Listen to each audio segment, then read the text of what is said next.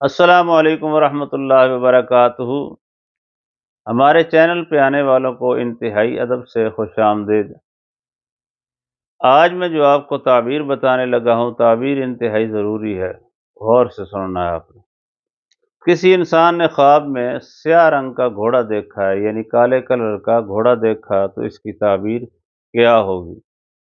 اگر کسی عورت نے دیکھا تو اس کی تعبیر اور ہے، مرد نے دیکھا تو اس کی تعبیر اور ہے۔ لہٰذا یہ تعبیر میں مطلقاً ایک بتا دیتا ہوں، اگر کسی مرد نے یا عورت نے الگ الگ دیکھا ہے تو وہ ہمارے ساتھ واٹس ایپ نمبر پہ رابطہ کریں، لیکن میں ایک مطلقاً تعبیر بتاتا ہوں جو رات 12 بجے سے پہلے کسی کو آئے، اس کی تعبیر یہ ہے۔ رات 12 بجے سے پہلے اگر کسی کو سیاہ گھوڑا نظر آتا ہے، کالے کلر کا گھوڑا نظر آتا ہے، تو اس کی تعبیر یہ ہے کہ کوئی انسان جو آپ کا سہارا بنا ہوا ہے وہ آپ کو دھوکہ دینے والا ہے۔ جو آپ کا سہارا بنا ہوا انسان ہے، رشتہ داروں میں سے نہیں، غیروں میں سے ہے۔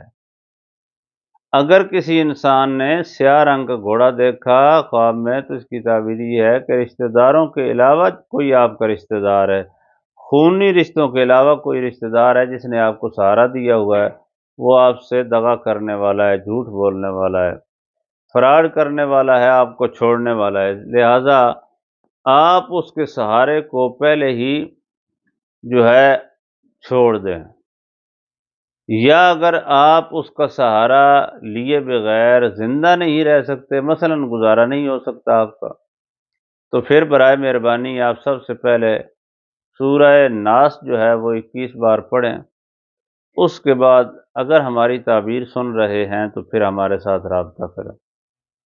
اس لیے کہہ رہا ہوں کہ رات 12 بجے سے پہلے کی تعبیر اور ہوتی ہے اور اس کا حل، اور رات 12 بجے کے بعد تعبیر اور ہوتی ہے اور اس کا حل بھی اور ہوتا ہے۔ لہٰذا آنے والی ویڈیو تک کے لیے خوب اس کو شیئر کریں، انتظار کریں، جڑے رہیں ہمارے چینل کے ساتھ۔ قرآن پاک پڑھنا ہو تو ہمارے ساتھ رابطہ پھر بھی کر سکتے ہیں آن لائن۔ قرآن پاک اپنا ٹھیک کریں، پڑھیں۔ اگر کسی کو علمی مسائل کی ضرورت ہو، مثلاً فقہ، اصول فقہ، ترجمہ قرآن پاک کا پڑھنا ہو، تو پھر بھی ہمارے ساتھ رابطہ کریں، ہم آپ کو پڑھائیں گے الحمدللہ۔ جو بھی ہم چیز بتائیں گے، قرآن و حدیث کتابیں بتائیں گے، شریعت مطہرہ کے عین تابع ہوگی۔ قرآن و حدیث کو جاننے کے بعد ہم بات کرتے ہیں۔ اللہ کریم تمام مسلمانوں کا ہر میدان میں بھلا فرمائے، بہتری فرمائے۔ اللہ حافظ۔